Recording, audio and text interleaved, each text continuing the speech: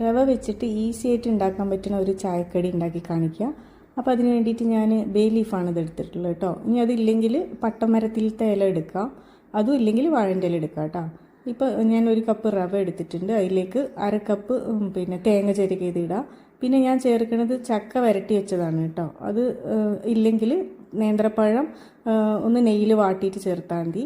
പിന്നെ 1/2 ടീസ്പൂൺ ഏലക്കപ്പൊടി ചേർത്ത് നന്നായി കുഴക്കുക. അപ്പോൾ മധുരം കൂടുതൽ വേണ്ടവർക്ക് ശർക്കര ഒഴിക്കുക. ഇതിപ്പോൾ ചക്ക നല്ല മധുരമുള്ളതുകൊണ്ട് ഞാൻ മധുരം ചേർത്തിട്ടില്ല കേട്ടോ. ഇനി നമുക്ക് ആ ഇല ഈ രീതിയിലൊന്ന് മടക്കിയെടുക്കാം. എന്നിട്ട് അതിൻ്റെ അകത്തേക്ക് കുറച്ച് ഈ ഒരു മാവ് കുഴച്ചത് നിറച്ചിട്ട് ഇതുപോലെ ഒന്ന് മടക്കി വെക്കുക. ഒരു ട്രയാങ്കിൾ ഷേപ്പിൽ വരും. ഇനി അതിനെ നമുക്ക് ആവി കയറ്റിയെടുക്കണം. സ്റ്റീമറിൽ ഓരോന്നായിട്ട് ഉണ്ടാക്കി വെക്കാം. എന്നിട്ട് നമുക്ക് ഒരു 15 മിനിറ്റ് ഇത് സ്റ്റീം ചെയ്തെടുക്കാം. 15 മിനിറ്റ് 12 to 15 മിനിറ്റിൽ ഇതായി കിട്ടും കേട്ടോ. ഇപ്പോൾ ആയിട്ടുണ്ട്.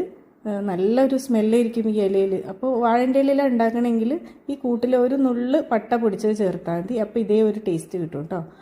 അപ്പോൾ നമ്മുടെ റവ ചക്ക സ്നാക്ക് ഇവിടെ റെഡി ആയിട്ടുണ്ട്. ചക്കക്ക് പകരം ഞാൻ പറഞ്ഞില്ലേ പഴം ചേർക്കാം, അതല്ലെങ്കിൽ ഈത്തപ്പഴവും ചേർക്കാം കേട്ടോ. അപ്പോൾ ശർക്കര കുറച്ച് ഉരുക്കി ഒഴിച്ചാൽ മതി. ഒരുപാട് ലൂസാക്കി ഒഴിക്കരുത്, കുറച്ച് കട്ടിയിൽ തന്നെ ഒഴിച്ചിട്ട് കുഴച്ചെടുക്കുക. അപ്പോൾ ഇത്രയേ ഉള്ളൂ. ഇതുപോലെ ഉണ്ടാക്കാത്തവരുണ്ടെങ്കിൽ എന്തായാലും ഉണ്ടാക്കി നോക്കിക്കോ, ഇഷ്ടമാവും.